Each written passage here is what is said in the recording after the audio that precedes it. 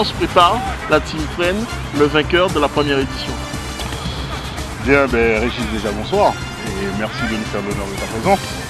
La Team Fresnes, on se sent attendu par rapport à la première année où nous étions en découverte. On se sent très attendu par rapport à notre victoire lors de la précédente édition. Mais confiant, mais toujours dans l'humilité.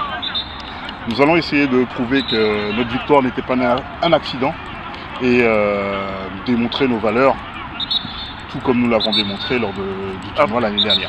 Dis-moi, moi je sais qu'il y a beaucoup, et tu en fais partie, qui ont demandé à avoir cette étoile accrochée sur le maillot.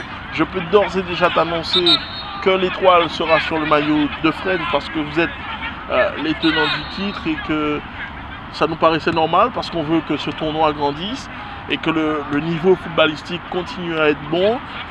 J'ai vu ce soir qu'il y avait pas mal d'équipes. Tu fais un travail aussi sur Fresnes pour que les copains puissent se rencontrer et pratiquer le foot. Vous êtes sur un beau terrain.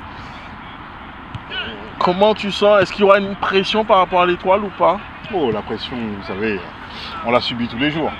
Mais c'est clair que par rapport à l'année dernière, comme je vous l'ai dit, on sera très attendu. On se sent très ciblé aussi. Certaines petites attaques de l'année dernière ont trouvé réponse sur le terrain. Donc je n'en dirai pas plus. Mais par rapport à cette étoile qui nous tenait à cœur d'ailleurs, elle symbolise aussi notre première participation, la première victoire du CP de Fresnes. Et comme le ciel, on ne demande qu'à perpétuer, qu'à avoir beaucoup plus d'étoiles. Bien. Maintenant, charge à nos adversaires de nous empêcher de le faire. Alors ce discours qui était teinté d'humilité au départ, là tu te découvres un peu plus, Francky. Moi j'ai entendu parler Romuald qui est le capitaine de Meaux qui nous regarde là. Est-ce que tu as un message pour lui? Est-ce que tu as un message pour d'autres? Je sais qu'il y avait l'équipe de Villepinte qui avait des féminines qui ont très bien joué. Tout à fait. Je sais qu'il y a le Prège, Poissy, Prège-Jauny. Il y a Nanterre qui se prépare secrètement. Tout à fait. Oni qui a fait un gros recrutement. Et les Iris. Et surtout Fleury. Fleury qui n'a pas digéré en fait le fait qu'il ne peut pas figurer dans le dernier carré.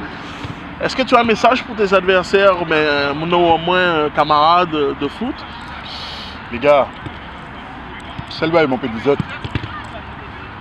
rendez-vous le 3 juin sur le terrain, que le meilleur gagne.